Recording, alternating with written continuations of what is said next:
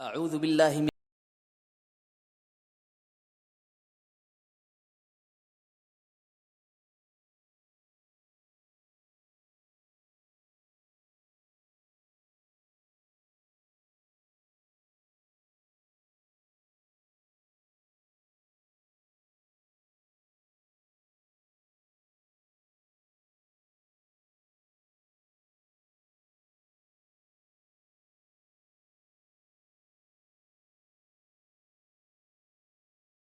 اے ایمان والو، اپنے آپس کے مال ناجائز طریقے سے مت کھاؤ، مگر یہ کہ خرید و فروخت تمہاری آپس کی رضامندی سے ہو، اور اپنے آپ کو قتل نہ کرو، یقیناً اللہ تعالیٰ تم پر نہایت مہربان ہے۔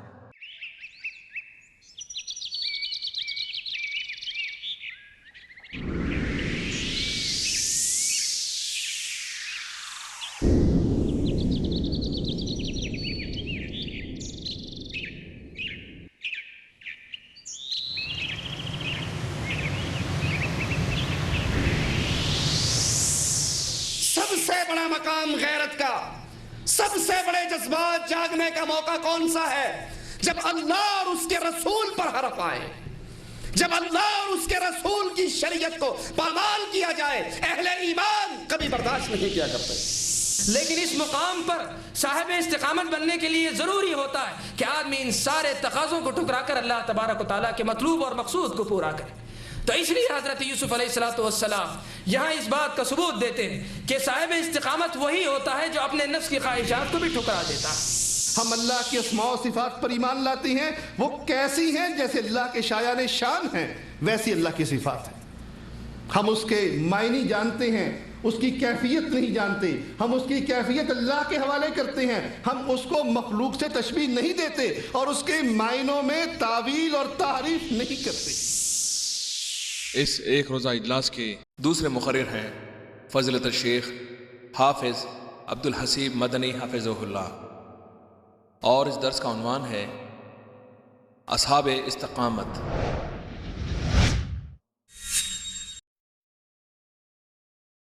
الحمد للہ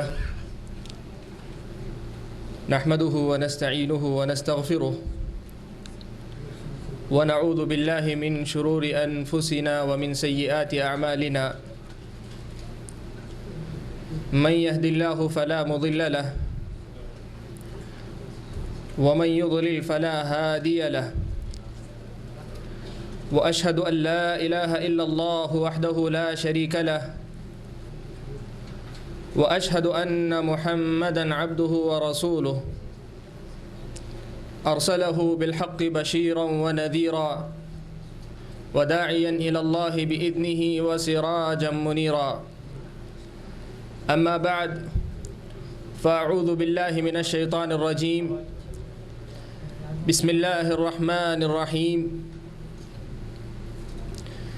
ان الذين قالوا ربنا الله ثم استقاموا تتنزل عليهم الملائكة ألا تخافوا ولا تحزنوا وأبشروا بالجنة التي كنتم توعدون، نحن أولياؤكم في الحياة الدنيا وفي الآخرة ولكم فيها ما تشتهي أنفسكم ولكم فيها ما تدعون نزلا من غفور رحيم۔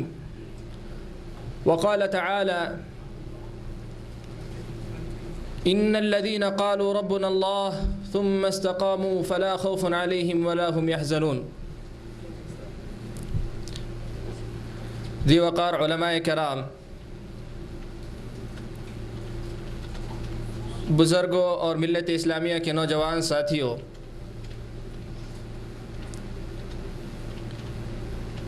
اللہ تبارک و تعالیٰ کی حمد و ثنا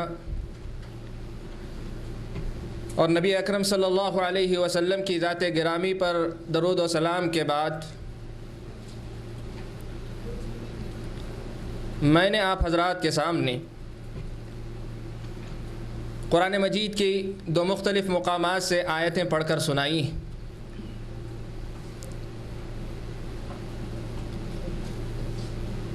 ان آیتوں کے اندر اللہ تبارک و تعالیٰ نے کچھ وعدے فرمائے، کچھ انعامات کا تذکرہ فرمایا۔ ان وعدوں یا ان انعامات میں سے ہر انعام بجائے خود اس قدر عظیم ہے کہ ایک انسان یا ایک مومن کسی بھی ایک وعدے کی تکمیل کی خواہش میں یا ایک وعدے کے حصول کی خواہش میں اپنی پوری زندگی بتا دے سکتا۔ وہ کیا وعدے ہیں؟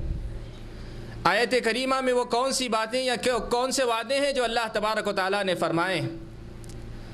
سب سے پہلا وعدہ اللہ تبارک و تعالیٰ نے فرمایا کہ تتنزل علیہم الملائکہ، کہا کہ کچھ لوگ ایسے ہیں کہ ان پر فرشتے اترتے ہیں یا ان کے پاس فرشتے آتے ہیں۔ کس وقت؟ تفسیر کے مطابق جس وقت اس دنیا سے ان کے چلاؤ کا وقت ہوتا ہے یا اس دنیا سے ان کے تعلق کے خاتمہ ہوتا ہے اس وقت، اور دوسری تفسیر کے مطابق اس وقت بھی جب اس دنیا سے رخصت ہوں، اور اس وقت بھی جب وہ قبر میں موجود ہوں، اور اس وقت بھی جب وہ قبر سے اٹھائے جائیں، تینوں وقت میں فرشتے ان کے پاس آتے ہیں۔ فرشتوں کا نزول ہوتا ہے اور فرشتے آ کر انہیں خوشخبری سناتے ہیں۔ کس بات کی خوشخبری؟ کہا تتنزل علیہم الملائکۃ الا تخافوا، کہا کہ لوگوں لا تخافوا، مستقبل کے متعلق کسی قسم کا خوف اپنے دل میں نہ رکھو، کسی قسم کے اندیشے کو اپنے دل میں جگہ نہ دو۔ تمہارا مستقبل مضمون ہے، تمہارے مستقبل کی ضمانت دی جا رہی ہے۔ لا تخافوا، کسی قسم کے خوف یا ڈر کی ضرورت نہیں۔ ولا تحزنوا، اور یہ جو دنیا سے تعلق ختم ہو رہا ہے، یہ دنیا میں جو اپنے اہل و عیال کو چھوڑ کے جا رہے ہو، یہ اپنی دنیا کے اندر رشتہ دار اور دوست احباب کو چھوڑ کے جا رہے ہو، یہ دنیا کے اندر اپنا سب کچھ جو چھوڑ کر جا رہے ہو، اس پہ غم نہ کرو، اس پہ غم نہ کرو۔ کیوں؟ اس لیے کہ اس کے بعد ان چیزوں کی ضمانت اللہ تبارک و تعالیٰ لے رہے ہیں، تمہارے مستقبل کی بھی ضمانت اللہ تبارک و تعالیٰ لے رہے ہیں، اور تمہارے جو تم چھوڑ کر جا رہے ہو ان چیزوں کی بھی ضمانت اللہ تبارک و تعالیٰ لے رہے ہیں۔ اللہ تخافوا ولا تحزنوا، اور اس سے آگے بڑھ کر یہ وعدہ کہا وَأَبْشِرُوا بِالْجَنَّةِ الَّتِي كُنْتُمْ تُوعَدُونَ، جس جنت کا تمہارے سامنے تذکرہ ہوتا تھا۔ قرآن مجید کی آیتیں پڑھا کرتے تھے جس میں جنات تجری من تحتها الانہار کا کثرت سے تکرار اور کثرت سے ذکر ہوا کرتا تھا۔ جس جنت کی خواہش میں یا تمنا میں یا جس جنت کے حصول کے لیے تم ہر قسم کی مشقت برداشت کیا کرتے تھے اور اللہ تبارک و تعالیٰ کے تقاضوں اور مطالبوں کو پورا کیا کرتے تھے۔ وَأَبْشِرُوا بِالْجَنَّةِ الَّتِي كُنْتُمْ تُوعَدُونَ، اس جنت کی خوشخبری ابھی سے سن لو جس کا تم سے وعدہ کیا جاتا تھا۔ اور اتنا ہی نہیں، اس سے آگے اور انداز بدل کر کہا نحن اولیاؤکم فی الحیات الدنیا وفی الآخرہ۔ تفسیر کے مطابق یہ قول فرشتوں کا، اور دوسری تفسیر کے مطابق اللہ تبارک و تعالیٰ کا، اور اگر فرشتوں کا ہو تب بھی اللہ تبارک و تعالیٰ کی طرف سے نیابتاً یہ وعدہ، کیا وعدہ ہے؟ کہا نحن اولیاؤکم فی الحیات الدنیا وفی الآخرہ، ہم تمہارے مددگار ہیں، ہم تمہارے رفیق ہیں، دنیاوی زندگی کے اندر بھی تھے اور آخرت میں بھی ہم تمہارے رفیق۔ اور بھلا بتلائیے، جس کا رفیق اللہ تبارک و تعالیٰ ہو جائے، جس کا مددگار اللہ تبارک و تعالیٰ ہو جائے، جس کا ولی یا قریبی نگہبان اللہ تبارک و تعالیٰ ہو جائے، پھر اسے کس بات کا ڈر ہے؟ کہا نحن اولیاؤکم فی الحیات الدنیا وفی الآخرہ۔ ایک اور وعدہ کہا وَلَكُمْ فِيهَا مَا تَشْتَهِي أَنفُسُكُمْ، اور اس جنت کے اندر تمہارے لیے جو تمہارے نفس چاہیں سب کچھ، جو تمہارے نفس چاہیں سب کچھ ہے۔ جس چیز کی خواہش ہو، جس چیز کی اشتہا ہو، جس چیز کی تمنا ہو دل کے اندر، وہ سب کچھ تمہارے لیے میسر ہے، تمہارے لیے اللہ تبارک و تعالیٰ کی طرف سے تیار ہے۔ صرف تمنا کرو، ساری چیزیں تمہارے لیے حاضر ہیں۔ وَلَكُمْ فِيهَا مَا تَدَّعُونَ، اور تمہارے لیے اس میں وہ سب کچھ ہے جو جس کا تم اللہ تبارک و تعالیٰ کے سامنے یا وہاں پر جنت کے اندر مطالبہ کرو۔ یہ سرسری تذکرہ، ان تذکروں کے بعد اللہ تبارک و تعالیٰ نے آیت کریمہ کا خاتمہ یوں فرمایا، کہا نزلا من غفور الرحیم۔ یہ سب کچھ وعدے، یہ سارے انعامات جن کا تذکرہ تم لوگ سن رہے ہو، یہ سب کچھ اللہ تبارک و تعالیٰ کی طرف سے بطور میزبانی کے ہیں، ابتدائی مہمان نوازی کے طور پہ ہیں، ورنہ اللہ تبارک و تعالیٰ کے جو انعامات ہیں ان کا کوئی تصور ہی نہیں کیا جا سکتا۔ یہ انعامات، یہ وعدے جن کا تذکرہ اللہ تبارک و تعالیٰ نے فرمایا، اور ایک مخصوص قسم کے لوگوں سے وعدہ کیا کہ جو لوگ اپنے آپ کو اس کا اہل ثابت کریں گے، اپنے آپ کو اس کا مستحق ثابت کریں گے، ان کے لیے اللہ تبارک و تعالیٰ کی طرف سے یہ سارے وعدے ہیں۔ بھلا بتلائیے کہ ان میں سے کون سا ایسا وعدہ، ان میں سے کون سا ایسا وعدہ ہے جس کو آپ چھوٹا وعدہ کہہ سکیں؟ ہر وعدہ اپنی جگہ پہ اس قابل ہے کہ آدمی اس ایک وعدے کے حصول کے لیے اپنی ساری زندگی کھپا دے، اپنی ساری زندگی لگا دے۔ یہ وعدے جو کہ الفاظ بدل کر یا انداز بدل کر کیے گئے ہیں، لیکن اپنے سارے محتوا کے اندر، اپنی ساری دلالت کے اندر پوری طور پر انسان کو اس بات کی ضمانت دیتے ہیں کہ ماضی بھی تمہارا تھا، حال بھی تمہارا ہے اور مستقبل تمہارا ہے، سب کچھ تمہارا ہے، تمہیں کسی قسم کا خوف بھی نہیں، کسی قسم کا ڈر بھی نہیں، اور اپنے ماضی کے متعلق کسی قسم کے افسوس کی ضرورت بھی نہیں۔ تو یہ سارے وعدے کیے گئے ایک مخصوص قسم کے لوگوں سے، ایک مخصوص قسم کے طبقے سے، یا مسلمان ایک طبقہ ہے جس کے لیے اللہ تبارک و تعالیٰ نے یہ سارے وعدے کیے ہیں۔ وہ کون خوش قسمت ہے، وہ کون خوش قسمت ہے جن سے اللہ تبارک و تعالیٰ نے یہ سارے وعدے فرمائے۔ قرآن مجید کی اسی آیت کو ابتدا سے پڑھے، اللہ تبارک و تعالیٰ کا یہ وعدہ یا اس کے مستحق لوگ آپ کے سامنے آ جائیں گے۔ فرمایا اللہ تبارک و تعالیٰ، ان الذین قالوا ربنا اللہ، بے شک وہ لوگ جن لوگوں نے یہ کہا کہ ہمارا رب اللہ ہے، ثم استقاموا، پھر اپنے اس اقرار پر یا اپنے اس اعلان پر ثابت قدمی اختیار کیے۔ ثم استقاموا، جو لوگ اقرار کریں کہ میرا رب اللہ ہے اور پھر اس اقرار پر جمے رہیں، اس اقرار پر ثابت قدم رہیں، یا دوسرے الفاظ میں استقامت کی راہ اختیار کریں، تو ان کے لیے یہ سارے انعامات۔ تو پتہ یہ چلا کہ اصحاب عزیمت و استقامت، ان کا شریعت کی نظر میں بہت اونچا مقام ہے، ان کا بہت اونچا مرتبہ ہے، ان کا اللہ تبارک و تعالیٰ کی نظر میں بہت اونچا مقام ہے، اور ان کے انعامات بھی ایسے ہیں کہ جن میں سے ہر انعام اس قابل ہے کہ آدمی ان کی تمنا کرتے ہوئے پوری زندگی بتا دے۔ پتہ یہ چلا کہ اصحاب عزیمت یا اصحاب استقامت جو ہیں، یا وہ لوگ جو استقامت اختیار کیا کرتے ہیں، اللہ تبارک و تعالیٰ کی طرف سے ایک خاص انعام کے مستحق قرار پاتے ہیں۔ اب سوال یہ ہے کہ یہ تو ہم نے جان لیا کہ اصحاب استقامت کے لیے یہ سارے انعامات، لیکن اصحاب استقامت ہیں کون؟ صاحب عزیمت کون ہے؟ صاحب استقامت کون ہے جس کو ہم نے کہا استقامت والا یا عزیمت والا یا استقامت اختیار کرنے والا؟ یہ کون ہے؟ یہی آج سمجھنے کی کوشش کریں گے اور یہی جاننے کی کوشش کریں گے کہ ہم اور آپ اصحاب عزیمت میں کیسے شامل ہو سکتے ہیں، ہم اور آپ اپنے آپ کو صاحب استقامت کیسے بنا سکتے ہیں۔ شریعت نے ہم اور آپ کو اس راہ پر چلنے کے لیے کن باتوں کی ہدایت دی ہے، یا اس راہ میں حائل ہونے والی رکاوٹیں کیا ہیں، اور ان سے ہم کیسے بچیں کہ اللہ تبارک و تعالیٰ کے پاس اپنے آپ کو ان انعامات کا مستحق قرار دیں۔ یہی مقصود ہے، یہی موضوع ہے جو مجھے آپ کے سامنے رکھنا ہے۔ دیکھیے دو چیزیں، یہ ایک چیز ہے کسی چیز کو جان لینا، اور دوسری چیز ہے اسے تسلیم کرنا۔ یہ دو الگ الگ چیزیں ہیں۔ بہت ساری چیزوں کا علم لوگوں کو حاصل ہو جاتا ہے، حق کا علم ایک الگ چیز ہے، اور اس حق بات کو قبول کرنا اس سے آگے کی چیز۔ ہر حق جاننے والا حق قبول نہیں کرتا، حق جاننے والا حق قبول کرے یہ ضروری نہیں، لیکن ایک مقام وہ بھی ہے جو حق کو جاننے کے بعد اور حق کو ماننے کے بعد آتا ہے، وہ ہے استقامت کا مقام۔ یعنی یہ کہ آدمی حق کو جانے، حق کو مانے، اور حق کو ماننے کے بعد اس پر ڈٹا رہے، اس پر جمع رہے، اس پر ثابت قدمی اختیار کرے، اس میں تزلزل کا شکار نہ ہو، اس میں تذبذب کا شکار نہ ہو، پس و پیش نہ ہو، تردد نہ ہو، کسی قسم کا شک و شبہ اس کے دل کے اندر جگہ نہ پائے۔ عزیمت کا مطلب یہ ہے، استقامت کا مطلب یہ ہے کہ حق بات کو جان لے، حق بات کو مان لے، تو اس چیز کو مان لینے کے بعد پھر دنیا کی کوئی طاقت اسے اس بات کی طرف سے نہ پھیرے۔ استقامت اس چیز کا نام ہے کہ حق بات کو جان لینے کے بعد آدمی اپنی زندگی قربان کر دے، اپنی جان ختم کر دے، اپنا سب کچھ لٹا دے، لیکن اس حق کو اپنے ہاتھ سے جانے نہ دے، اپنے ہاتھ سے گنوانے نہ پائے۔ یہی استقامت ہے، یہی وہ اونچا مقام ہے جس کے لیے اللہ تبارک و تعالیٰ نے اتنے سارے وعدے کیے۔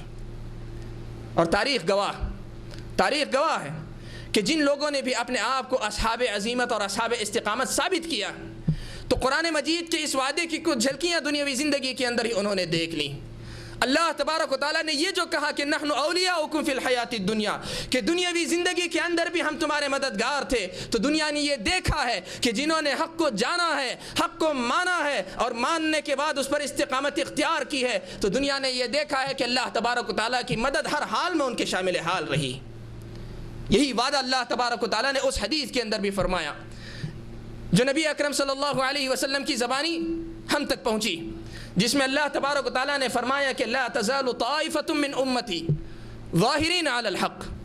میری اس تعبیر پہ شک نہ کریں کہ حدیث میں اللہ تبارک و تعالیٰ نے فرمایا، اس لیے کہ حدیث وہی ہوتی ہے جو اللہ تبارک و تعالیٰ کی طرف سے نبی بیان کرتے ہیں، تو جو بات نبی کی ہے وہ اللہ تبارک و تعالیٰ کی ہے، لیکن بات چونکہ میں وعدے کی کر رہا ہوں اس لیے اللہ تبارک و تعالیٰ کے حوالے سے کہہ رہا ہوں۔ کہا لا تزال طائفۃ من امتی، نبی اکرم صلی اللہ علیہ وسلم نے فرمایا کہ میری امت میں سے ایک گروہ ہمیشہ حق پر قائم رہے گا، حق پر ثابت قدم رہے گا۔ اس میں تتمہ جو اللہ کے نبی صلی اللہ علیہ وسلم نے فرمایا وہ موضع شاہد یا وہ مقصود ہے، فرمایا لا يضرهم من خذلهم ولا من خالفهم، کہا کہ یہ جو حق پر ثابت قدم رہیں گے ان کو نہ تو وہ نقصان پہنچا سکے گا جو بے یار و مددگار چھوڑ دے، ولا من خالفهم، اور نہ وہ جو ان کی مخالفت کیا کرے گا۔ تو پتہ یہ چلا کہ تاریخ نے اس بات کا مشاہدہ کیا ہے کہ جس نے حق بات کو قبول کیا ہے، حق بات کو مانا ہے اور اس پر استقامت اختیار کی ہے، تو اللہ تبارک و تعالیٰ نے دنیاوی زندگی کے اندر ہی اپنے ان وعدوں کی جھلک اسے دکھلائی۔ تو خلاصہ یہ کہ استقامت نام ہے اس چیز کا کہ آدمی کسی بھی چیز کو جو حق ہے اس کو جاننے کے بعد اسے قبول کرے، اور پھر قبول کرنے کے بعد اس راہ سے پلٹنے کی فکر نہ کرے اور اس راہ سے لوٹنے کے سوچے تک نہیں۔ یہی نبی اکرم صلی اللہ علیہ وسلم کی حدیث اور اللہ تبارک و تعالیٰ کی ان آیات کی روشنی میں استقامت کا مختصر مفہوم۔ میں اپنی بات اس کے مفہوم کے سلسلے میں طویل کرنے کے بجائے دوسرے پہلو پر آتا ہوں۔ سوال یہ ہے کہ ٹھیک ہے ہم نے یہ بھی جان لیا کہ استقامت والوں کا مقام بہت اونچا ہے، اور یہ بھی جان لیا کہ استقامت نام ہی اس چیز کا ہے کہ حق کو جاننے کے بعد اس پر ڈٹ جائیں، تب پھر آدمی کو یہ بھی جان لینا ضروری ہے کہ کس راہ سے وہ استقامت سے بھٹکتا ہے، استقامت کیسے اس کے ہاتھ سے چھوٹتی ہے، یا راہ استقامت میں وہ کون سی بات ہے جو رکاوٹ بنتی ہے۔ ابن قیم رحمہ اللہ نے بیان فرمایا کہ انسان کو استقامت کی راہ اختیار کرنے سے جو چیزیں روکتی ہیں وہ بہت ساری ہو سکتی ہیں، لیکن خلاصے کے طور پر یا مختصر طور پر ذکر کیا جائے تو بس یہ دو چیزیں، استقامت کی راہ میں صرف دو چیزیں رکاوٹ بنتی ہیں۔ آدمی کو اگر استقامت اختیار کرنی ہے تو صرف دو چیزوں پہ قابو پا لے، دو چیزوں یا دو رکاوٹوں کو پھلانگ جائے، پھر استقامت اس کی دامن، استقامت اس کا دامن تھام لے گی۔ صرف دو چیزیں، ایک چیز شبہات ہیں اور دوسری چیز شہوات۔ دو چیزیں، ایک ہے شبہات اور دوسری ہے شہوات، اور انہی دو چیزوں پر ہمیں قابو پانا ہے اور انہی دو چیزوں پر ہمیں کنٹرول کرنا ہے تاکہ ہم صاحب استقامت بن سکیں، صاحب عزیمت بن سکیں اور اپنے آپ کو ان چیزوں کا مستحق قرار دے سکیں۔ ان میں سے پہلی چیز شبہات۔ شبہات کا مطلب کیا ہے؟ آدمی کوئی چیز جان لیتا ہے، دلائل کی روشنی میں بات اس کے سامنے سمجھ میں آ جاتی ہے کہ اللہ تبارک و تعالیٰ کا مقصود یہ ہے، نبی اکرم صلی اللہ علیہ وسلم کا مقصود یہ ہے، لیکن پھر اس بات کو جان لینے کے بعد خارجی طور پر کچھ عوامل ایسے آتے ہیں، کچھ باتیں ایسی آتی ہیں جو آدمی کو تذبذب میں مبتلا کرنے لگتی ہیں، آدمی کو شک و شبے میں مبتلا کرنے لگتی ہیں۔ تو ایسے موقع پر آدمی اس بات کا ثبوت پیش کرے کہ میرا ایمان کتاب اللہ اور سنت رسول اللہ پر مضبوط ہے، اس ایمان کو یہ خارجی جو عوامل ہیں، یہ جو دوسرے حوالے ہیں، یہ جو دوسرے مسائل ہیں، یہ سارے میرے اس ایمان کو متزلزل نہیں کر سکتے۔ ایک چھوٹی سی مثال دے کر میں اپنی بات کو واضح کرتا ہوں۔ واقعہ معراج آپ جانتے ہیں، تاریخ کا عجیب و غریب واقعہ تھا اور ایک معجزہ تھا نبی اکرم صلی اللہ علیہ وسلم کے لیے کہ رات کے ایک ہی حصے کے اندر نبی اکرم صلی اللہ علیہ وسلم مکہ سے فلسطین یعنی مسجد اقصیٰ تک، اور مسجد اقصیٰ سے پھر ساتویں آسمان تک، اور ساتویں آسمان کے اوپر جنت اور جہنم کی سیر پوری، پھر اللہ تبارک و تعالیٰ سے ہم کلام ہونے کا شرف، اور پھر وہاں سے واپس ہی فلسطین کے لیے، پھر فلسطین سے واپس مکے کے لیے۔ یہ سب کچھ صرف رات کے ایک حصے میں ہو چکا۔ صبح ہوئی، معراج ہونے کے بعد صبح ہوئی، نبی اکرم صلی اللہ علیہ وسلم نکلے مکہ کے اندر. اتفاق ایسے ہوا کہ ابو جہل سے سامنا ہوا. ابو جہل نے پوچھا مذاق، عادت سے مجبور، طبیعت سے مجبور، فطرت سے مجبور، اس کی اپنی مسخ شدہ فطرت جو تھی اس سے مجبور پوچھنے لگا اے محمد بتاؤ تو صحیح، کوئی نئی بات آئی ہے تمہارے پاس، کوئی نیا پیغام، کوئی نئی چیز آئی ہے تمہارے پاس؟ نبی اکرم صلی اللہ علیہ وسلم نے کہا کہ ہاں آج کی رات مجھے معراج ہوئی ہے. پوچھا کیا معراج ہے؟ کہا کہ آج کی رات تفصیل سنائی کہ یہاں سے میں فلسطین گیا، فلسطین سے آسمانوں کی سیر، اللہ تبارک و تعالیٰ سے ہم کلام ہو، پھر واپس آئے. ابو جہل تو خوش ہوا، نبی اکرم صلی اللہ علیہ وسلم کے پاس سے تو چلا گیا. اب اسے موقع مل گیا، کہنے لگا کہ یہ بڑا اچھا موقع ہے کہ محمد کے ماننے والوں کو اب آسانی سے گمراہ کر سکتا ہوں. اور اللہ تبارک و تعالیٰ کا کرنا ایسا ہوا کہ سب سے پہلا اس کا سامنا حضرت ابوبکر صدیق رضی اللہ تعالیٰ عنہ سے ہوا. پوچھا حضرت ابوبکر صدیق سے کہ ابوبکر بتلاؤ، اگر کوئی شخص یہ دعویٰ کرے کہ ایک رات کے اندر وہ یہاں سے فلسطین چلا گیا اور فلسطین سے واپس آ گیا تو ایسے شخص کو تم کیا کہو گے؟ حضرت ابوبکر صدیق نے یہ دیکھا کہ اس وقت سواری کے جو اسباب میسر تھے، اسباب جو میسر تھے سواری کے، تیز سے تیز تر سواری پر بھی آدمی جائے تو ایک رات میں مکے سے فلسطین جانا ناممکن، مکے سے فلسطین جانا ناممکن ہے، ہفتوں کا کام ہے صرف جانا. اور یہ پوچھ رہا ہے جانے اور آنے کے. کہنے لگے حضرت ابوبکر صدیق کہ جو شخص یہ کہے وہ جھوٹا ہے، جو یہ دعویٰ کرے وہ جھوٹا ہے. اب ابو جہل خوش ہوا، کہنے لگا چلو کوئی تو موقع ملا کہ ابو بکر نے محمد کا انکار کیا. کہنے لگا کہ ابو بکر یہ دعویٰ کرنے والا کوئی اور نہیں، تمہارا اپنا ساتھی محمد ہے جو یہ دعویٰ کر رہا ہے صلی اللہ علیہ وسلم، جو یہ دعویٰ کر رہا ہے کہ ایک ہی رات کے اندر صرف یہاں سے فلسطین نہیں، فلسطین گیا بھی، وہاں سے آسمان بھی، آسمان سے واپسی بھی، پھر وہاں سے مکہ بھی واپس چلا آیا. میرے بھائی یہاں دیکھیں یہ عظیمت ہے، یہ عظیمت کا مقام ہے، یہ استقامت ہے کہ جس شخص کو ایک مرتبہ سچا تسلیم کریا پھر زندگی میں ادنا سا بھی جو مطلب اس کے سلسلے میں شک و شبہ راہ نہیں پاتا. کہا ابو بکر صدیق نے ایک لمحہ پہلے جنہوں نے حکم لگایا تھا کہ جو یہ دعویٰ کرے کہ فلسطین گیا وہ جھوٹا، کہنے لگا کہ اگر محمد کہتے ہیں تب تو یہ سچ ہے، اگر محمد کہتے ہیں تب تو یہ سچ. یہ ایمان ہے. عقل نہیں تسلیم کرتی، عقل تسلیم نہیں کرتی، دنیا کے وسائل سب کچھ میسر لیکن دنیا نہیں مانتی، لیکن میں مانتا ہوں اس لیے کہ میرا نبی کہتا. یہ ایمان ہے. شبہات سے بچنے کا یہ طریقہ ہے کہ جو بات اللہ کہہ دے، جو بات اللہ